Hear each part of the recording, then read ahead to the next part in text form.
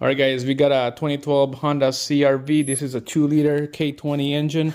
We got a code P2297 on this, so you can see I got my smoke detector machine. It will pump up smoke to the intake, and then I got this borescope screen right here. It took me a while to find out the leak.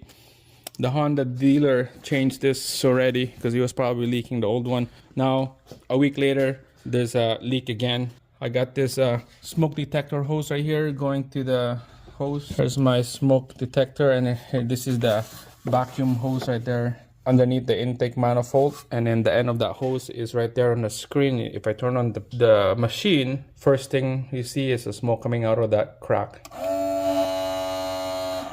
It's hard to see because of the glare of the camera, but anyways, the crack on that hose right there. So there you go, quick diagnose. Took me a while because it's under the intake manifold. You had to take out the intake manifold and then change this hose right here. So basically this hose attached to a little port right there. Okay, so you can see like there's water. I think it's just like a crankcase ventilation, I believe. The pressure on the crankcase, it sucks out using the intake manifold, so it comes out right here going into the intake and then burn the crankcase ventilation. So that's what's going on here. I'm gonna be taking out the intake manifold and then change this hose. This is like just like a vacuum hose.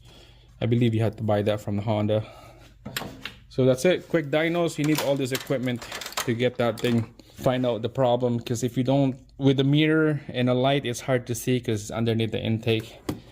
So thanks for help on this machine right here, this tube machine. It really helps big time. So that's it.